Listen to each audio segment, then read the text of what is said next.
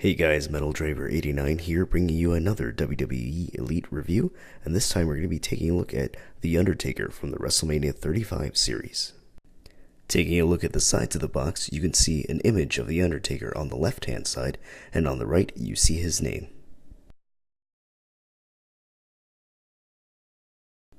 Going down the back of the box, you see the TrueFX logo, an image of The Undertaker, stats, bio, a description, and the rest of the figures that are in this wave.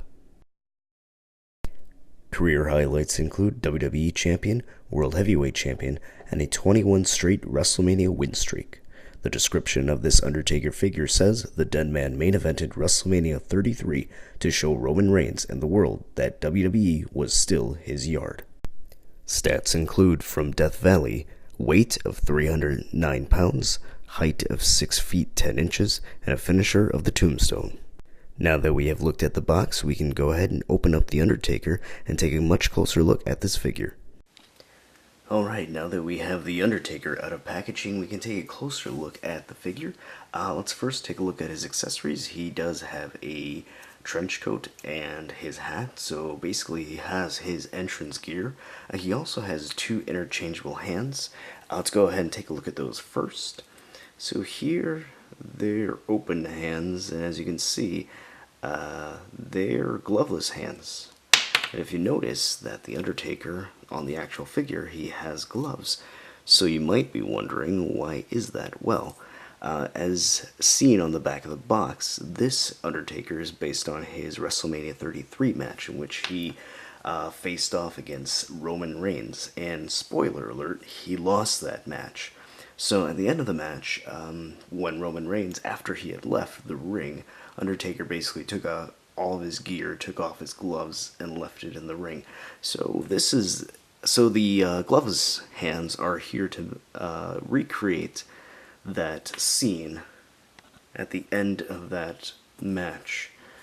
It would have been nice to have maybe some interchangeable gloved hands as well, so maybe some fist hands.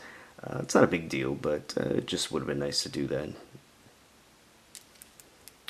Alright, so looking at the Undertaker's gear, he has his signature entrance trench coat, and it is a soft goods trench coat, which is nice because in previous Undertaker figures we have seen plastic coats, which I really don't like that because it's really hard to get those on and off the figure.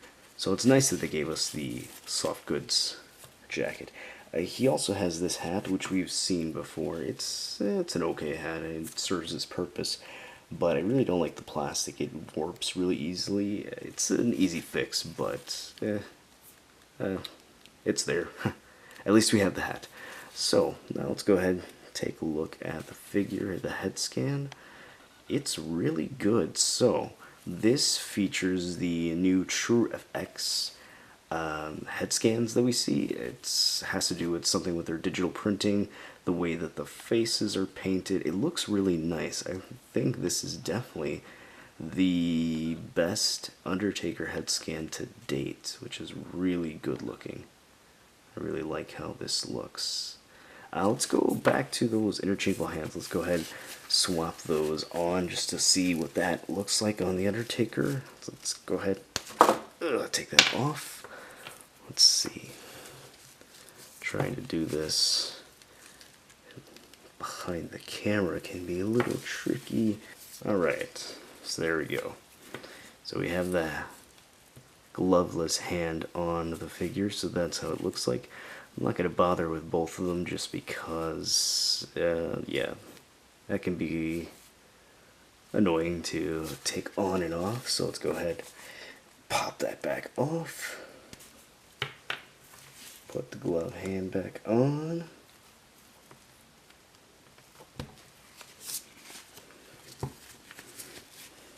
Alright, so now let's go ahead. Let's fix that focus. Let's go ahead and take off this trench coat and see the rest of the figure.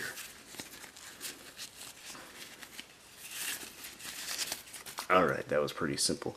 Ooh, let's go ahead and fix that elbow pad. There. So, he also comes with an elbow pad, That I would not really consider an accessory. I don't know if some people might, but it is nice that they included that, because not every single Undertaker figure that Mattel has released comes with his elbow pad. So it's kind of annoying when they give us an Undertaker figure without it. So it's nice that they included one with this one. That way I don't have to use up one of my other elbow pads in order to complete this figure. Alright, so taking a look at the body, looks pretty good. There aren't really any paint splotches anywhere. Not too bad. Don't see any bleeding. The tattoos look really nice. Again, we've seen these tattoos before. The legs look fine. Yep, pretty solid. With the tattoos under here. Yep, not too bad. It's not really that interesting of a figure as far as the body, because we've seen this body mold several times. In fact, I have another Undertaker figure right here. One of the previous Undertakers that we have gotten. This is his Big Evil incarnation. So basically, it's the exact same body, exact same figure. Only difference is they included a painted logo here for his Big Evil persona. But everything else is pretty much the same on the body, with the exception of here there are no neck tattoos visible on the front, whereas this newer Undertaker, you can see the neck tattoos there. So that's a nice added feature. But other than that, it's exactly the same figure. The only thing that we have new or updated is the head scan. It's not a new head sculpt, but it is a better paint job on the head scan with the true effects, which makes it more enhanced and detailed, as the box says. Alright, so let's get rid of that guy. Now, let's go ahead and go into the Undertaker's articulation. So, here his neck is on a ball joint, so let's focus that a little better. It's on a ball joint. It goes back and forth. Not all. I mean, yeah, it does go all the way around. If you force it just a little bit, it's mainly because of the plastic hair kind of prevents that. The head goes up, and actually it doesn't really go up that much because that hair is in the way. It goes down slightly, so there's not a lot of up and down movement.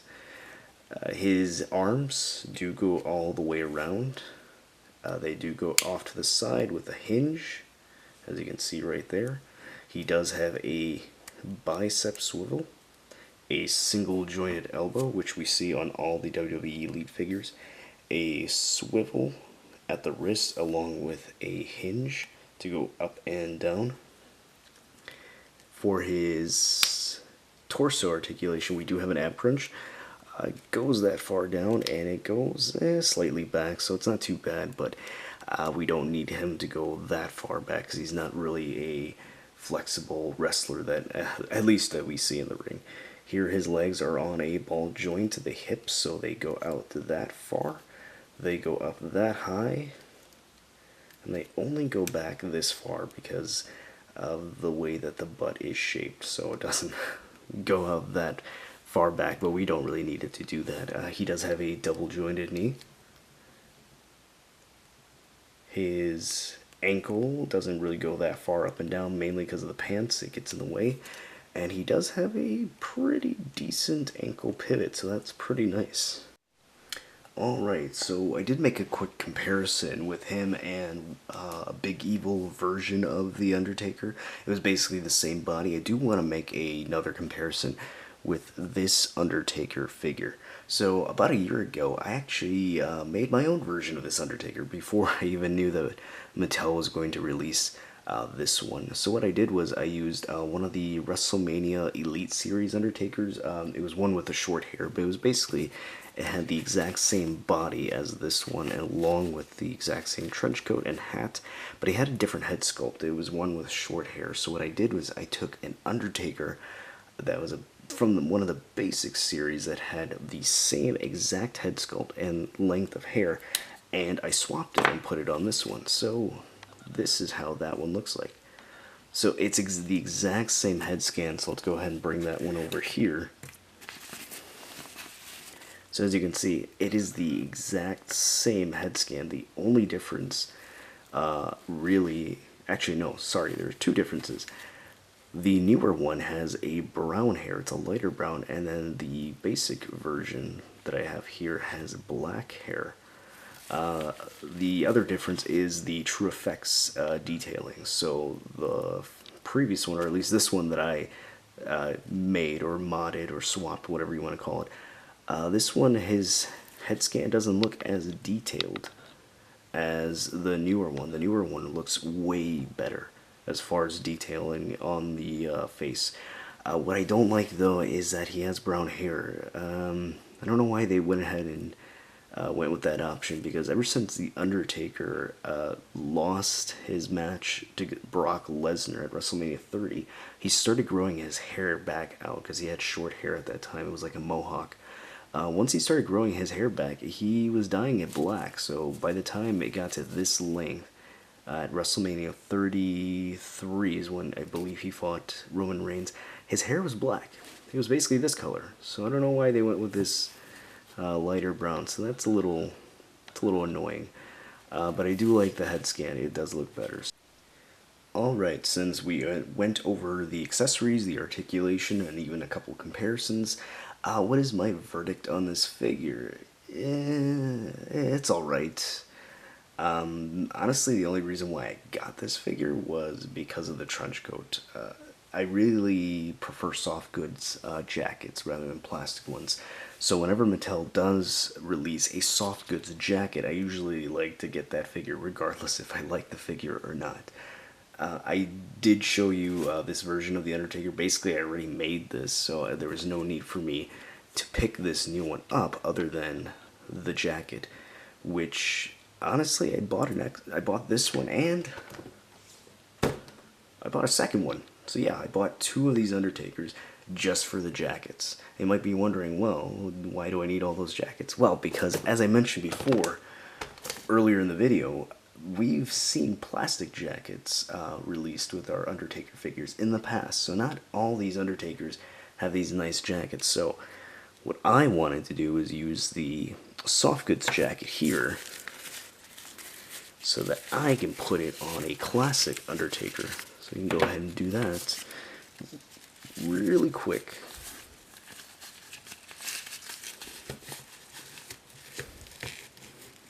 Oh, and of course the hat falls. So there we go. Now we have a good entrance attire for a classic Undertaker. So this figure actually came with a plastic one. This looks a lot better in my opinion. So really, that's the reason why I picked up this Undertaker. Other than that, I would have passed on it. There's really no reason for me to have the actual figure itself. I think it's okay. Mainly, the reason why I don't really like it is, again, I made my own version before, which is this one. And the new one has this lighter brown hair, which it's kind of annoying just because it's not exactly accurate to what Undertaker's hair looks like, at least in this match or currently. He has the darker hair. So for me, this figure is a pass. Even though ironically I'm saying that because I bought two. But if you already have a modded version of this Undertaker, which I've seen other people do, I'm not the only one who's done this, you don't really need this Undertaker figure. I'm sure we're going to get another Undertaker figure. They always release new ones. Unless you really like this version of The Undertaker, which you can also use as his WrestleMania 21 outfit, or even his WrestleMania 20 look. His hair was shorter at that point, but during that return from at WrestleMania 20, he started wearing this gear, basically. So the gear that he's wearing now. Unless you don't really care about that, or you already have an Undertaker like that, don't really need it as in part of your collection. So to me, it is a pass. But unless you really like it, I mean, he is readily available. I haven't seen him in Targets. I have seen this Undertaker at Walmart's. Otherwise, it is pretty easy to get him online. You can get him on Amazon for a pretty good price. You can also get him on Ringside Collectibles. They always have the latest wrestling figures in stock. So that's my review. This guy's a pass. If you like the review, go ahead and hit the like button. If you want to see more wrestling reviews, WWE Elite figure reviews on this channel, go ahead and hit that subscribe button. Share this video with friends, family, anyone you know who likes wrestling or WWE Elites. As always, stay tuned till the end. You can see a photo gallery of this figure in action. Until next time, I'll see you later.